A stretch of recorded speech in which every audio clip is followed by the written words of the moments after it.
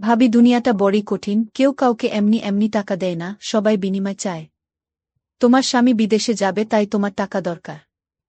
আমি তোমাকে টাকা ধার দিব, তবে আমি তোমার সাথে একটি কাজ করতে চাই। যদি তুমি আমার সাথে কাজ করতে রাজি থাকো তাহলে আমি তোমাকে টাকা দিব। আমার সম্মতি বুঝতে পেরে হঠাৎ দেবর আমাকে ধাক্কা মেরে ফেলে দিল। তারপর দেবর আমার সাথে যা করল তা শুনলে আমি শিওর বলতে পারি তোমাদের দাঁড়িয়ে যাবে এবং তোমরা কাজ করতে বাধ্য হবে। আমার নাম ফারহানা আক্তার বিথি। বয়স 23 বছর। আমার বিয়ে হয় যখন আমার বয়স 19 বছর। আমাদের বিয়ের 2 বছরে প্রথম সন্তান জন্ম হয়। আমার স্বামী জবেদ আলী বিদেশে যাওয়ার চেষ্টা করছে। দেশের বর্তমান যে অবস্থা, রিকশা চালিয়ে সংসারের চালানো কষ্টকর হয়ে পড়েছে। রিকশা চালিয়ে যে পরিমাণ টাকা আয় করে তা দিয়ে আমাদের সংসার চালাতে কষ্ট হয়। প্রত্যেক মাসে কিছু পরিমাণ টাকা ধার করে চলতে হয়। বিগত 2 বছরে প্রায় 30,000 টাকা ধার হয়ে গেছে, দিন দিন ধারের পরিমাণ বেড়েই চলেছে। চিন্তায় চোখে মুখে সর্ষে ফুল দেখতে লাগলাম। আমাদের গ্রামের একজন ওমান প্রবাসী ওমান ভিসা দেয়ার অফার দেয়। আমার স্বামীর ওমান যাওয়ার ইচ্ছা হল।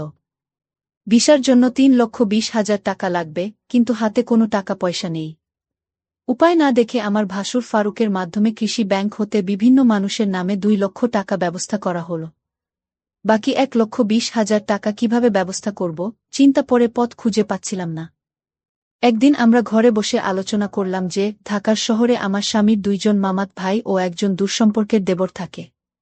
তাদের বাসায় গেলে কোনো সাহায্য পাওয়া যায় কিনা দেখা যেতে পারে। যে ভাবা সেই কাজ। আমরা দিনক্ষণ ঠিক করে প্রথমে আমার দেবরের কেরানীগঞ্জের বাসায় গিয়ে উঠলাম। আমার দেবর অবিবাহিত ছিল, সরকারি ভালো চাকরি করে, ভালো বেতন পায়।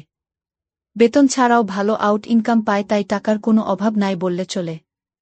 সামনে বিয়ে করার পরিকল্পনা আছে, তাই বড় একটি বাসা নিয়ে থাকে। আমরা সন্ধ্যা 6টায় দেবরের বাসায় গিয়ে পৌঁছালাম। আমাদেরকে দেখে দেবর খুবই আশ্চর্য হয়ে গেল আর বলল, ভাবি আপনারা কোথায় হতে এলেন, কিভাবে এলেন, কি উদ্দেশ্যে এলেন? একসাথে অনেকগুলো প্রশ্ন করে আমাদেরকে বাসায় অভ্যর্থনা জানাল। আমরা বাসায় ঢুকলাম, হাত মুখ ধুয়ে ফ্রেশ হলাম। দেবর আমাদের বাড়ির সবার কথা জানতে চাইল। আমাদের ও তাদের বাড়ির সবার কথা তাকে জানালাম। আমরা যাওয়ার কিছুক্ষণের মধ্যে কাজের মহিলা আসাতে আমাদের সকলের জন্য রাতের রান্না করার আদেশ দিল।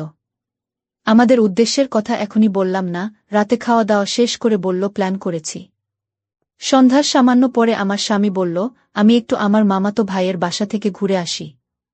তারপর রাতে একসাথে খাওয়া দাওয়া শেষ করে কথা বলব। দেবর বলল, রাতে ঠিক চলে আসবেন তো ভাইয়া? আমার স্বামী বলল, হ্যাঁ আসব। দেবর বলল, তাহলে যান, আর শুনেন, যদি রাতে আপনি না আসেন, আমি কিন্তু ভাবিকে আস্ত রাখব না বলে দিলাম। 3 জনেই আমরা অট্টহাসিতে ভেঙে পড়লাম। আমার স্বামী চলে গেল, আমি আমার শিশু বাচ্চাকে খাওয়ালাম এবং তাকে ঘুম পাড়িয়ে দিলাম। আমরা দেবর ভাবি সোফায় বসে টিভি দেখছিলাম আর দেশের নানা কথাতে মশগুল হয়ে গেলাম। কথার মাঝে আমাদের উদ্দেশ্যের কথা বললাম। তোমার ভাই বিদেশে যেতে চায়, কিন্তু টাকার খুব অভাব। মোটামুটি 2 লাখ টাকা জোগাড় করেছি। আরও 1,20,000 টাকা দরকার, তুমি দিতে পারবে ভাই? তাহলে আমাদের অনেক উপকার হবে। আমি কথাটা দেবরকে বললাম। আমার কথা শুনে দেবর বলল, এত টাকা আমি একসাথে কখনো দেখি নাই বলে হঠাৎ দুষ্টুমির ছলে সোফায় কাত হয়ে পড়ে গেল। অভিনয় করার দরকার নেই বলে আমি তাকে টেনে তুলতে গেলাম। অমনি সে আমাকে দুহাতে ধরে আমার হামি শুরু করল। আমি এই দুষ্ট বলে তার কাঁধে থাপ্পড় দিতে লাগলাম, কিন্তু কিছুতেই ছাড়ার পাত্র নয়। আমি বারবার তাকে সতর্ক করে বলতে লাগলাম, দেখো ভাই, এখনই তোমার ভাই দরজার কড়া নাড়বে, তখন ভারী বিপদ হয়ে যাবে। কিন্তু আমার কোনো কথা সে শুনল না। তার এমন পাগলামি দেখে আমি বললাম, তোমার ভাই যদি না আসে তাহলে আমি কথা দিলাম, তোমাকে বাধা দিব না। কিন্তু তোমার ভাইয়ের সামনে আমাকে বিপদে ফেলো না। আমার কথা শুনে সে বলল, ভাইয়া না আসলে তো হবেই, কিন্তু এখন একবার। ভাবি তুমি রাগ করো না প্লিজ। তখন আমি নিরুপায় হয়ে তার সাথে রাজি না হয়ে পারলাম না। তারপর আমরা রাতের খাবার খেয়ে নিলাম। আমার স্বামী জবেদ আলী সেদিন রাতে আর বাসায় আসলো না। তার জন্য অপেক্ষা করতে করতে আমরা শুয়ে পড়লাম। সেদিন রাতে আমি একটুও ঘুমাতে পারলাম না। সকালে গোসল সেরে আমরা স্বাভাবিকভাবে নাস্তা সেরে নিলাম। আমার স্বামী জবেদ আলী বাসায় আসলো 9টায়, তাকে নাস্তা দিলাম, আমরা চলে যাবার চিন্তা করলাম। তার আগে আবার একবার দেবরকে টাকার কথা বললাম। দেবর বলল, টাকা জোগাড় করতে আমার সপ্তাহ খানেক সময় লাগবে, কখন টাকা লাগবে তোমাদের? আমি বললাম, আগামী 1 সপ্তাহের মধ্যে হলে আমাদের হবে। আমার স্বামীর দিকে লক্ষ্য করে বলল, তাহলে আগামী রবিবার তুমি আবার এসো। আমি মিনিমাম 1 লাখ টাকা দিতে পারব। বাকি 20,000 টাকা তুমি অন্য কোথাও সংগ্রহ করতে পার কিনা দেখো। আমার স্বামী কি যেন চিন্তা করে বলল, তাহলে আমি তোর ভাবিকে রেখে যাই, তুই যত তাড়াতাড়ি পারিস টাকা জোগাড় হলে তোর ভাবিকে পাঠিয়ে দিস। আমি আপত্তি করলাম। আমার স্বামী আড়ালে নিয়ে আমাকে বলল, যদি আমরা কেউ সামনে না থাকি, তাহলে সে টাকা দেয়ার কথা ভুলে যাবে, আর তুমি এখানে থাকলে এমন কিছু ঘটবে না। আমি তোমাকে বিশ্বাস করি, আর আমার চাচাত ভাই হিসাব যথেষ্ট চরিত্রবান। কোনোদিন কোনো মেয়ের দিকে চোখ তুলে তাকায়নি। তুমি এখানে থাকো, টাকা যে কোনো উপায়ে আমাদের পেতে হবে, আমার বাড়ি গিয়ে বাকি আরও 20,000 জোগাড় করতে হবে, আর তুমি বুঝিয়ে সুজিয়ে 1 লাখ নিতে পারো কিনা দেখো। আমি রয়ে গেলাম, আমার স্বামী চলে গেল। যত সন্ধ্যা হয় আমার মন দুরু দুরু কাঁপছে, আজ আমার কি অবস্থা করে সৃষ্টিকর্তাই ভালো জানে। আবার একজন সুপুরুষের বিছানায় থাক ভেবে মনে এক প্রকার আনন্দও হচ্ছে। আমার স্বামীকে গাড়িতে তুলে দিয়ে 1 ঘন্টার মধ্যে দেবর ফিরে আসলেও দিনে কোনো প্রকার কিছু করেনি, হয়তো রাতের অপেক্ষা আছে। রাত প্রায় 8টা বাজল, আমরা রাতের খাওয়া দাওয়া শেষ করে নিলাম। এবার শুয়ার পালা। আমি আমার সন্তানকে খাওয়ায়ে ঘুম পাড়িয়ে নিলাম। আমি জানি আমি যেখানে ঘুমাই না কেন, সে আমার সাথে ঘুমাবে, হয়তোবা তার ঘরে নিয়ে আসবে। তাই আমি সরাসরি তার ঘরে গিয়ে শুলাম। দেবর এসে টিভি অন করে সোফায় আরাম করে বসল। বসেই আমায় ডাকল, বিথি ভাবি সোফায় আসু। আমি কোনো জবাব না দিয়ে ডান কাতে শুয়ে রইলাম। আমি মনে মনে ভাবছিলাম সে কোলে করে তুলে নিয়ে তার পাশে বসিয়ে নিক। ও কয়েকবার আমাকে ডেকে সাড়া না পাওয়ায় সোফা হতে উঠে আসলো, আর আমাকে ভাবি ভাবি বলে ডাকতে লাগল। আমি সাড়া না দিয়ে পারলাম না। আমি বললাম, এখন অনেক রাত হয়েছে, ঘুমিয়ে পড়ো। তারপর সে বিছানায় গিয়ে শুয়ে পড়েল। কিছুক্ষণ ঘুমানোর পর আমার কেন জানি ঘুম ভেঙে গেল। আমার ঘুম ভাঙার পর আমি দেখতে পারলাম আমার সবকিছু কেমন যেন এলোমেলো হয়ে আছে। মনে হচ্ছে অনেক বড় কিছু হয়ে গেছে আমার সাথে। বুঝতে আর বাকি রইল না ঘুমের মধ্যে কি ঘটনা ঘটে গেছে। মনে মনে ভাবলাম এখানে আর থাকব না, চলে যাব, কিন্তু আবার ভাবলাম এখন চলে গেল স্বামীর বিদেশ যাওয়ার টাকা জোগাড় হবে কিভাবে। তাই আমার যত কষ্টই হোক না কেন, আমাকে সব কষ্ট সহ্য করতে হবে। এসব কথা ভাবতে ভাবতে সকাল 9টা বেজে গেল। সকাল সকাল গোসল শেষ, আমরা নাস্তা খেলাম। সকাল 8টায় আমাকে একটা মোবাইল টেলিফোন দিয়ে বলল অফিস হতে আমি যোগাযোগ করতে পারি, তাই এটা দিলাম বলে অফিসে চলে গেল। আমি একা তার পথ চেয়ে বসে রইলাম। অফিসে চলে যাওয়ার পর আমি সম্পূর্ণ একা বসে বসে টবি দেখছিলাম। হঠাৎ কে যেন দরজায় কড়া নাড়ল। দরজার পাশে গিয়ে জিজ্ঞেস করলাম, কে? বাহির হতে জবাব এল, আমি কাজের বুয়া। আমি দরজা খুলে দিলাম। কাজের বুয়া রান্নাবান্না সব শেষ করে আমার কাছ থেকে বিদায় নিয়ে চলে গেল। আমি আবার টিভি দেখায় মগ্ন হলাম। বেলা প্রায় 12টা বাজল। আমি গোসল করার জন্য প্রস্তুতি নিলাম, এমন সময় মোবাইলটা বেজে উঠল। দৌড়ে গিয়ে রিসিভ করলাম। ওপাশ হতে আমার মিষ্টি দেবর বলতে লাগল, ভাবি আমি একজন লোকের মাধ্যমে 5,000 টাকা পাঠাচ্ছি, লোকটা আমার খুব আপন, একটু ভালো করে মেহমানদারি করবেন, সে যেন আমার কাছে তোমার দুর্নাম না করে। চা নাস্তা যা চায় তা দিবেন, কোনো কার্পণ্য করবেন না, বুঝলেন, আর টাকাগুলো আপনার জন্য। যদি আপনাকেও চায় তাহলেও ফেরাবেন না, বলে হা হা করে হেসে উঠল। আমি যা দুষ্ট বলে টেলিফোন রেখে দিলাম। আমি আবার টিভি দেখার জন্য সোফায় বসলাম। টিভিতে একটা ইংলিশ সিনেমা চলছে। এমন সময় দরজায় কড়া নাড়ার শব্দ হল। আমি দরজা খুলে দিলাম। দরজা খুলে আমি ভয়ে চুপসে গেলাম। এ কি দেখছি! সম্পূর্ণ এক নিগ্রো মানুষ, ভসভসে কালো রং, প্রায় 6 ফুট লম্বা এবং মোটা আকারের লোক, দেখতে দৈত্যের মতো, হাতের আঙ্গুলগুলো যেন আমাদের বাঙালিদের হাতের বাহুর মতো। যেমন লম্বা তেমন সুন্দর। লোকটি বাংলায় বলল, আসতে পারি ভাবি? আমি হেসে বললাম, হ্যাঁ আসুন। লোকটি সরাসরি সোফায় গিয়ে বসল। সামনে এক অপরিচিত লোকের উপস্থিতি আমার একেবারে মনে ছিল না। আমি চা নাস্তা তৈরি করে লোকটিকে দিলাম। সে আমাকে দেখে মুচকি মুচকি হাসছে, আর আমার দিকে কেমন করে চেয়ে রইল। তারপর সেই নিগ্রো লোকটি আমাকে বলল, ভাবি যদি কিছু মনে না করেন আসুন আমরা একটু গল্প করি। আমি বললাম, ঠিক আছে ভাই। আসলে আমারও তার সাথে গল্প করতে ভালোই লাগছিল। এ লোকটা যদি আমার স্বামী হতো, অথবা এ লোকটাকে যদি যেভাবে হোক প্রতিদিন পেতাম, অথবা 2 দিন পর পর পেতাম, অথবা সপ্তাহে একবার পেতাম, কতই না মজা হতো। আসলে এই নিগ্রো লোকটিকে দেখে আমার মাথায় শয়তানি কাজ করছিল। ওই হালার কি শক্তি আছে আজকে আমি দেখতে চাই। আমি দেখতে চাই তারা কেমন পারে, আর তাছাড়া আমার স্বামীটা একেবারেই দুর্বল। তাই তাকে দেখে আমার অনেক ইচ্ছে হল। আবেগের মোহে পড়ে গেছিলাম তার সাথে। বাবারে বাবা, এত ভয়ঙ্কর তারা! আমি কোনোরকমে আমার জান নিয়ে ফিরছিলাম। মনে হচ্ছিল একটা পাহাড়ের উপর চাপা পড়ে গেছিলাম। সে তার কাজ করে আমার হাতে ৫,০০০ টাকা দিয়ে দিল। আমার মেহমানদারি তার নাকি বেশ ভালো লেগেছে। কিন্তু সে চলে যাওয়ার সময় আমার কান্না চলে আসলো। সে বলল, কেঁদে না, সম্ভব হলে আমি আবার একবার আসব। তার চলে যাওয়ার পথে আমি এক দৃষ্টিতে চেয়ে রইলাম। ভাবলাম সে যদি আমাকে তার সাথে নিয়ে নিত। বিকাল বেলায় আমার দেবর অফিস হতে ফিরে এসে লোকটির কথা জানতে চাইল টাকা দিয়েছে কিনা। আমি বললাম হ্যাঁ দিয়েছে। আমার দেবর আশ্চর্য হয়ে আবার জানতে চাইল তাহলে দিয়েছে? আমায় বললাম হ্যাঁ দিয়েছে, এতে আশ্চর্য হওয়ার কি আছে? আমার দেবর হেসে উঠে বলল, এমনি এমনি দেয়ার কথা ছিল না। আমি কোনো কথা না বলে চুপ করে রইলাম। আমার নীরবতায় সে যা বুঝার বুঝে গেল। দেবর বলল, ভাবি, দুনিয়াটা বড়ই কঠিন। কেউ কাউকে এমনি এমনি টাকা দিতে চায় না, সবাই বিনিময় চায়। সে আমাকে ধারে এ টাকা দিয়েছে, যথাসময়ে এগুলো ফেরত দিতে হবে। ধার দেওয়ার জন্য সে তোমাকে চেয়ে বসেছে, কারণ আমি তোমাদের টাকার প্রয়োজনের কথা এবং তোমার উপস্থিতির কথা সব জানিয়েছিলাম। আর তুমি যদি রাজি থাকো তাহলে ১,০০,০০০ নয় আরও বেশি টাকা জোগাড় করে দেওয়া যাবে। শুধু দাদাকে বলবে সব টাকা আমি দিয়েছি।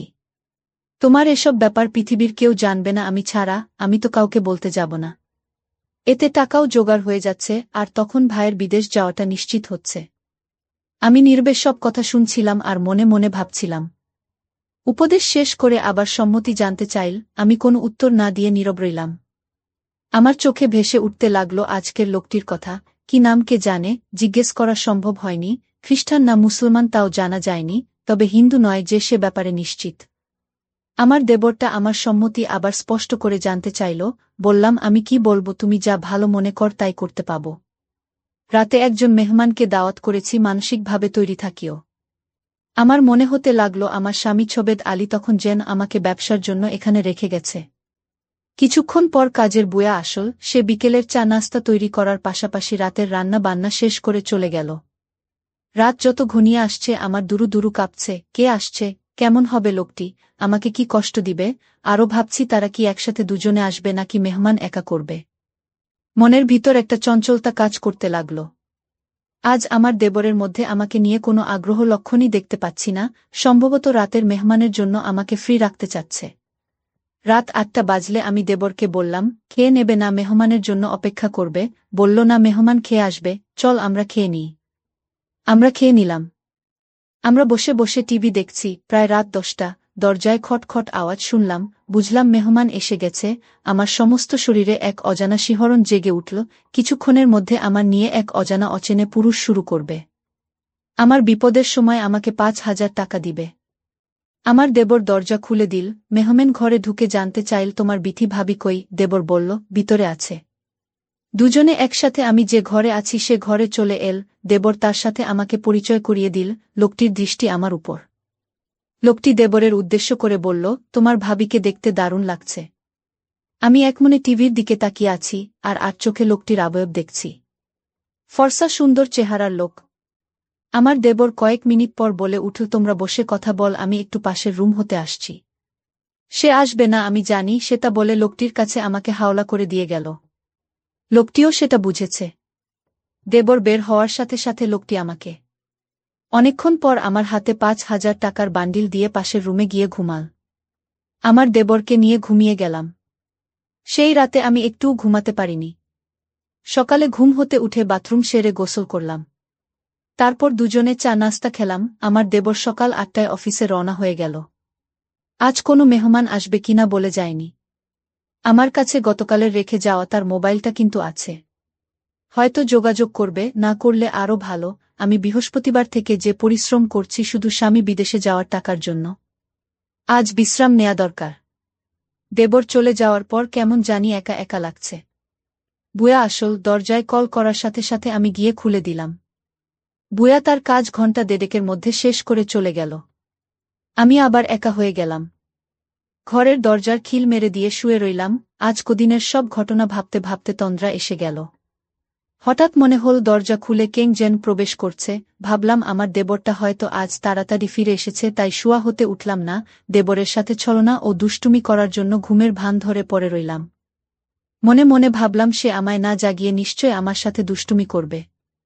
দেবর ঘরে ঢুকে দরজা বন্ধ করে দিল, আস্তে এক পা দুপা করে আমার ঘরে প্রবেশ করল। আমি আজ প্রতিজ্ঞা করলাম যতক্ষণ তার আমার শেষ না হয় ততক্ষণ আমি চোখ খুলব না। দেবরটা আমার ঘরে ঢুকে কোনো কথা বলল না। সবশেষে যখন বুঝতে পারলাম সে আমার দেবর না, তখন মনে মনে নিজেকে ধিক্কার দিলাম, ছিছি, একজন অচেনা মানুষ আমাকে বিনা বাধায় এমন করল, আর আমিও।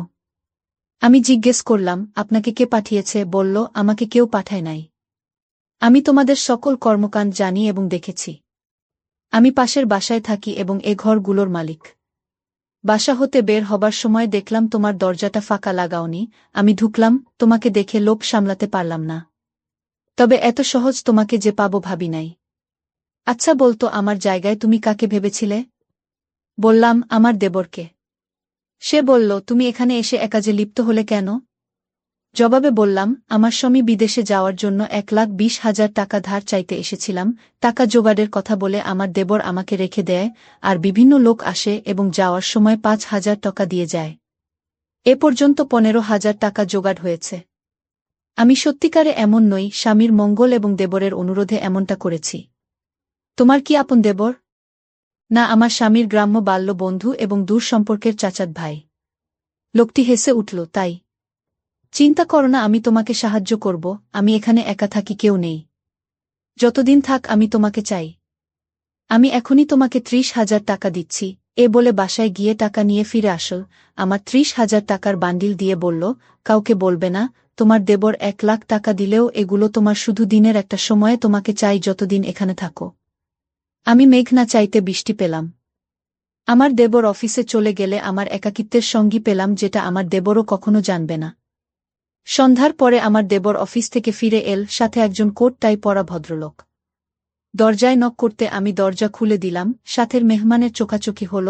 আমি কোনো প্রকার সম্ভাষণ না করে দরজা হতে ফিরে এলাম। লোকটি মৃদু স্বরে জিজ্ঞেস করল, এটা নাকি তোমার ভাবি? দেবর বলল, হ্যাঁ। তারা আমার পাশের রুমে ঢুকল। আমার দেবর তাকে বসিয়ে আমার রুমে আসল। আমি কিছু জানতে চাওয়ার আগে সে বলতে লাগল, বুঝলে ভাবি, দুনিয়াটা খারাপ হয়ে গেছে, কেউ কাউকে সাহায্য করতে চায় না। সবাই চায় সাহায্যের বিনিময়ে কিছু পেতে। আমি পড়েছি মহা বিপদে, তোমাদের টাকা জোগাড় করতে তোমাকে ভিন্ন পথে ব্যবহার করতে হচ্ছে। বাধ্য হয়ে আজ আবার একজনকে নিয়ে আসতে হল। আমি কোনো উত্তর দিলাম না। সে একটু থেমে আবার বলতে লাগল, মেহমানের নাম মিস্টার এলভেন, বাংলাদেশে এসেছ বেড়াতে। গ্রাম্য শাড়ি পরা ললনা নাকি তার খুব পছন্দ। আমার সাথে পরিচয় 6 মাস পর্যন্ত। আজ দেখা হতে তোমার সমস্যার কথা বলতে আসার আগ্রহ দেখালে নিয়ে আসলাম।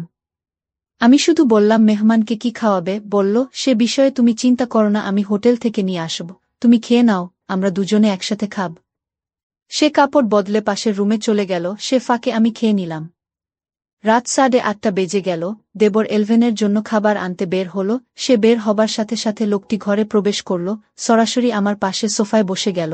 আমি একটু লজ্জাবনতভাবে উঠে দাঁড়িয়ে তাকে বসার জন্য অনুরোধ করলাম। সে বসে আমাকে তার পাশে বসতে বলল। আমাদের বাংলাদেশিদের চেয়ে বিদেশিরা অনেক স্মার্ট, ওদের তুলনায় আমার স্বামী কিছুই না। সবশেষে সে যখন চলে যাবে, সে আমাকে 10,000 টাকা হাতে ধরিয়ে দিল। এভাবে আমার 1,20,000 টাকা জোগাড় হয়ে গেলে দেবরকে বললাম, আমি চলে যেতে চাই। দেবর না বলল না। তারপরের দিন সকালে আমায় বাসে তুলে দিলে আমি বাড়ি চলে এলাম।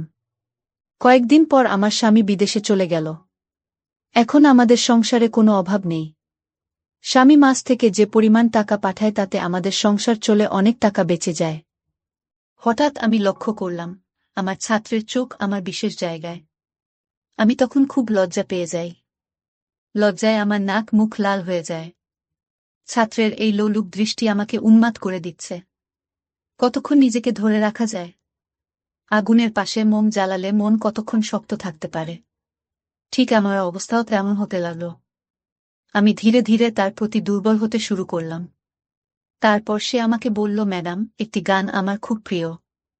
আপনি গানটি শুনতে থাকুন, আমি আপনার জন্য চা বানিয়ে নিয়ে আসি। আমি বললাম, আচ্ছা। গান শুনতে শুনতে হঠাৎ এমন একটি ভিডিও আমার সামনে এলো যা দেখে আমার সব ভিজতে শুরু করল। তারপর ও আমার সাথে যা করল তা শুনলে আপনার পানি গড়িয়ে গড়িয়ে পড়বে। তাহলে শুরু থেকেই বলি। হ্যালো বন্ধুরা, আমি নাসরিন আক্তার শিলা। সবাই আমাকে শিলা বলে ডাকে। বান্ধবীরা সবাই বলতো আমি দেখতে নাকি পরিমণির মতো। আমি একটি পাবলিক ইউনিভার্সিটিতে পড়ি। আমার বয়স ২২ বছর। আমার বাবা মা গ্রামে থাকে, আর আমি ঢাকায় একটি ছাত্রী হোস্টেলে থাকি। আমার মা বাবার আমার পড়াশোনার খরচ চালাতে খুব কষ্ট হয়, তাই বাধ্য হয়ে আমি একটা টিউশনি খুঁজি। আশেপাশে কোনো টিউশনি খুঁজে পাচ্ছিলাম না। তাই আমি একটি জাতীয় পত্রিকায় বিজ্ঞাপন দিয়ে পড়াতে চাই। বিজ্ঞাপন মাধ্যমে একটি ফোন পেলাম। একজন বয়স্ক লোক আমাকে ফোন করে বলল, আমার ছেলেকে পড়াতে পারবেন? ১০ম শ্রেণীর ছাত্র। আমি বললাম যে পারব আঙ্কেল। প্রথম দিন পড়াতে গিয়ে দেখি ১০ম শ্রেণীর ছাত্র ছেলেটা বেশ সুন্দর এবং স্মার্ট। দেখতে শুনতে খুব ভালো ব্যবহার ও নম্র। তারপর তার মা বাবার সাথে কথা বলে প্রাইভেট পড়াতে শুরু করি। ছেলেটাকে যখন প্রথম দিন প্রাইভেট পড়াতে যাই, তখন হঠাৎ করে আমি চেয়ে দেখি ছেলেটি আর চোখে মাঝে মাঝে আমার দিকে চেয়ে থাকে। তার চাওয়ার মধ্যে অন্যরকম রহস্য বোঝা যায়। এইভাবে আমি আমার গতিতে প্রাইভেট পড়াতে থাকি। পড়াতে পড়াতে প্রায় ২ সপ্তাহ এভাবে চলে গেল। হঠাৎ একদিন তাকে প্রাইভেট পড়াতে গিয়ে দেখি তাদের বাসায় কেউ নেই। তারপর আমি জিজ্ঞেস করলাম, আঙ্কেল আন্টি কোথায় গেছে? সে বলল, তারা বেড়াতে গেছে, আসতে একটু দেরি হবে। বাসায় কেউ নেই, খালি বাসায় আমি আর আমার ছাত্র। মনের মধ্যে কিছুটা ভয়ও কাজ করছে। তাছাড়া খালি বাসা আর ওদিকে আমার ছাত্রের লক্ষণ ও আজকে খুব একটা ভালো বুঝতেছি না। কেমন করে যেন আমার দিকে চেয়ে রইল। তারপর আমার ছাত্র বলল, ম্যাডাম আমার খুব মাথা ব্যথা করছে। চা খাবেন? আপনি চা খেলে আপনার জন্য চা বানাবো। আপনার সুবাদে আমার চা খাওয়া হলো। আমি বললাম, ঠিক আছে, চা খাওয়া যেতে পারে। আমার কথা শুনে ছাত্র খুব সুন্দর করে মনের মাধুরী মিশিয়ে চা বানিয়ে আনল। আমি চা মুখে দিয়ে দেখলাম অনেক মজা হয়েছে। আমার ছাত্র যে এত সুন্দর করে চা বানাতে পারে তা আমি কখনো কল্পনাই করতে পারিনি। তার হাতে চা খেয়ে তার প্রশংসা করতে লাগলাম। আমার প্রশংসা শুনে সে অনেক খুশি হল। এইভাবে তাকে ২ মাস প্রাইভেট পড়ালাম। ২ মাস খুব ভালোই থাকল। তারপর একদিন শখের বসে শাড়ি পরে ছাত্রীর বাসায় প্রাইভেট পড়াতে গেলাম। আমার ছাত্র আমাকে দেখে বলল, ম্যাডাম আপনাকে অনেক সুন্দর লাগছে। ম্যাডাম আমি আপনাকে সত্যিই অনেক ভালোবাসি। আপনার ব্যবহার, চেহারা সুন্দর, বনলতার মতো চুল, সবকিছু আমাকে মুগ্ধ করেছে। আমি আমার অন্তরের অন্তঃস্থল থেকে, হৃদয়ের গভীর থেকে আমার সবটুকু ভালোবাসা আপনাকে দিলাম। প্লিজ আপনি আমার ভালোবাসা গ্রহণ করুন। ১০ম শ্রেণীতে পড়ে ছাত্রের মুখে এত সুন্দর প্রেমের কথা শুনে আমার মাথা ঘুরে গেল। কখনো কল্পনাও করতে পারিনি যে সে আমাকে এত সুন্দর করে প্রেম নিবেদন করবে। কি করব তখন আমি বুঝতে পারছি না। সবকিছু ওলটপালট লাগছে। মনের ভিতরটা যেন ঝড় বয়ে যাচ্ছে। আমি এর আগে কখনো কারো প্রেমে পড়িনি তো, তাই কিছু বুঝতে পারিনি। তার কাছ থেকে এসব কথা শুনে কেমন জানি নিজের মধ্যে উতাল পাতাল হাওয়া বয়ে যাচ্ছে। জীবনে প্রথম কারো কাছ থেকে এমন রোম্যান্টিক কথা শুনে আমিও যেন উন্মাদ হয়ে যায়। তারপর সে বলল, ম্যাডাম আপনি কি আমাকে ভালোবাসবেন? আপনি কি আমার ভালোবাসা গ্রহণ করবেন? আমার কাছে এমনভাবে প্রেম নিবেদন করে বসল। তখন আমি কি করব বুঝতে পারছি না। আমি বললাম, রাকিব তুমি আমার ছাত্র। তাছাড়া তুমি আমার চাইতে বয়সে ৪ বছরের ছোট। এসব কথা ভেবো না, তাহলে পাপ হবে। আমার ছাত্র বলল, ম্যাডাম কেন? বয়সে বড় হলে কি প্রেম করা যাবে না? বয়সে বড় হলে কি তাকে ভালোবাসা যায় না? আমি তো আপনাকে মন থেকে ভালোবাসি। আমার ভালোবাসার মধ্যে কোনো খাদ নেই। ম্যাডাম আপনি আমার চাইতে বয়সে বড় হলেও আমার কোনো সমস্যা নেই। আপনি যদি আমাকে ভালো না বাসেন তাহলে আমি পড়ব না। ছাত্রের এমন কথা শুনে মনটা খারাপ হয়ে গেল, আর মনে মনে ভাবলাম, অনেক কষ্ট করে টিউশনিটা পেলাম। যদি টিউশনিটা হাতছাড়া হয়ে যায় তাহলে তো আমি বাসা ভাড়া দেব কি করে? চলব কেমন করে? মনের মধ্যে অনেক ভয়। যদি এখন আমি তার প্রেম নিবেদন না করি তাহলে হয়তো বা আমার টিউশনিটা বাদ হয়ে যাবে। রাকিব তার বাবাকে ভুলভালো কিছু বোঝাবে। এই সব চিন্তাভাবনা করতে করতে বাসায় চলে আসলাম। বাসায় আসতে নিলে আমাকে ফোন দেয়। ম্যাডাম কেমন আছেন? বাসায় গেছেন? খাওয়া দাওয়া করছেন? কি খেয়েছেন? আমি বললাম, হ্যাঁ খেয়েছি। তুমি খেয়েছে? রাকিব বলল, জি ম্যাডাম খেয়েছি। আগামীকালকে কোথাও ঘুরতে যেতে মন চাইছে। ম্যাডাম চলুন কোথাও ঘুরতে যাই, আমার খুব ঘুরতে ইচ্ছা করছে। ম্যাডাম বলল, কোথায় যাবে? আমি বললাম, নন্দন পার্ক। ম্যাডাম নন্দন পার্কের কথা শুনে অনেক খুশি হল। ম্যাডাম আমার সাথে ঘুরতে যেতে রাজি হল। তারপর ম্যাডামকে নিয়ে নন্দন পার্কে গেলাম ঘুরতে। সেখানে অনেক কপতি হাত ধরে চলা, বসে আড্ডা মারা। এসব দেখে আমি ছাত্রের প্রতি আরও ইমোশনাল হয়ে পড়ি। সেও আমাকে বিভিন্নভাবে তার প্রতি দুর্বল করার চেষ্টা করে। এভাবে অনেক আনন্দঘন মুহূর্তে এদিনের সময়টা কাটল। এই দিন আমি আর তাকে প্রাইভেট পড়াতে যাই নাই। পরের দিন আমি তাকে প্রাইভেট পড়াতে গেলাম। আমি তাকে মনোযোগ দিয়ে প্রাইভেট পড়াতে শুরু করলাম। হঠাৎ দেখি আমার টেবিলের নিচে আমার পায়ের উপর কারো পায়ে সুটসুটি। বুঝতে বাকি নেই সে যে আমার গুণধর ছাত্র। হঠাৎ পায়ের মধ্যে কোনো পুরুষের ছোঁয়া পেয়ে সমস্ত শরীর যেন কাঁপুনি দিয়ে উঠল। মনে হলো শরীর বিদ্যুৎ প্রবাহিত হতে শুরু হলো। তার পায়ের নিপুণ কৌশল আমার আস্তে আস্তে উপরে উঠতে শুরু হলো। বুঝতে পারছি না আমার সাথে কি হচ্ছে। হঠাৎ ছাত্রের মা চা নাস্তা নিয়ে এলো। পরিস্থিতিও স্বাভাবিক হয়ে গেল। এইভাবে সেদিন আমি বেঁচে গেলাম, আর মনের মধ্যে সবসময় ভয় হতো কখন জানি কি হয়। তারপর আর একদিন রাকিবের বাবা মা 2 দিনের জন্য রাজশাহী গেছে। তাদের কোনো এক আত্মীয় নাকি অসুস্থ, তাদেরকে দেখতে গেছে। রাকিবকে নিয়ে যায় নাই, কারণ সামনে তার পরীক্ষা। এই 2 দিন নিয়ে আমার খুব ভয় ছিল, আর মনে মনে ভাবি রাকিব আমার জন্য যে পাগল জানি না, এই 2 দিন খালি বাসা পেয়ে রাকিব আমার সাথে কি করে। মনের মধ্যে আতঙ্ক নিয়ে তাকে প্রাইভেট পড়তে যাই। এই 2 দিন প্রাইভেট পড়াতে যেতে চাচ্ছিলাম না। আঙ্কেল বলে গেল রাকিবের সামনে পরীক্ষা, তাই প্রাইভেট একদিনও মিস দেয়া যাবে না। কি করব, বাধ্য হয়ে আমাকে প্রাইভেট পড়াতে যেতে হলো। রাকিবের আব্বা আম্মা যখন রাজশাহী বেড়াতে চলে গেল, এর পরের দিনে আমি রাকিবের বাসায় তাকে প্রাইভেট পড়ানোর উদ্দেশ্যে যাই। কলিং দিলে রাকিব এসে দরজা খুলল। দরজা খোলার সাথে দেখতে পেলাম সমস্ত রুম সে কাঁচা ফুল দিয়ে সাজিয়ে রেখেছে, আর পুরোটা জুড়ে লেখা রাকিব প্লাস শিলা। আমি অবাক হয়ে বললাম, এসব কি? সে বলল, এটা আমার ভালোবাসার বহিঃপ্রকাশ। আজকেও আপনাকে অনেক সুন্দর লাগছে। ম্যাডাম, আপনাকে একটা কথা বলবো, দয়া করে আমার কথাটা রাখবেন। আমি বললাম, বলো, রাখার মতো হলে রাখব। তারপর আমি বললাম, প্লিজ আমার কথা রাখবেন। মা বাবা 2 দিনের জন্য বেড়াতে গেছে। এই 2 দিন আমি শুধু আপনার সাথে গল্প করব। ম্যাডাম না করেন না। তার এমন রিকোয়েস্ট আমি না করতে পারলাম না। আমি বললাম, ঠিক আছে, যাও, তোমার কথা রাখলাম। গল্প করতে করতে হঠাৎ আমি লক্ষ্য করলাম আমার ছাত্রের চোখ আমার বিশেষ জায়গায়। আমি তখন খুব লজ্জা পেয়ে যাই। লজ্জায় আমার নাক মুখ নীল হয়ে যায়। ছাত্রের এই লোলুপ দৃষ্টি আমাকে উন্মাদ করে দিচ্ছে। কতক্ষণ নিজেকে ধরে রাখা যায়? মোমের পাশে আগুন জ্বালালে মন কতক্ষণ শক্ত থাকতে পারে? ঠিক আমার অবস্থাও তেমন হতে লাগল। আমি ধীরে ধীরে তার প্রতি আকৃষ্ট হতে শুরু করলাম। তারপর সে আমাকে বলে, ম্যাডাম, একটি গান আমার খুব প্রিয়।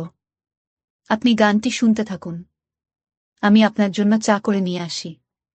আমি বললাম, আচ্ছা। গান শুনতে শুনতে হঠাৎ এমন একটি ভিডিও আমার সামনে এল, যা দেখে আমার সব ভিজতে শুরু হল, চরম পর্যায়ে আসতে শুরু হল।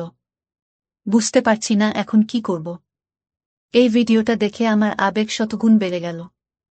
সে আসতে আমি ভিডিওটা বন্ধ করে ফেলি।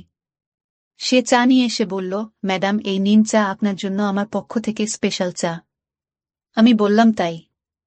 আচ্ছা, ঠিক আছে। চায়ে মুখ দিয়ে দেখি, বা অনেক সুন্দর চা বানিয়েছে, যার জন্য তোমাকে অনেক ধন্যবাদ। সে বলল, ম্যাডাম, শুধু কি ধন্যবাদ? আমি বললাম, আর কি দিব? আমার কাছে তো দেওয়ার মতো কিছু নেই।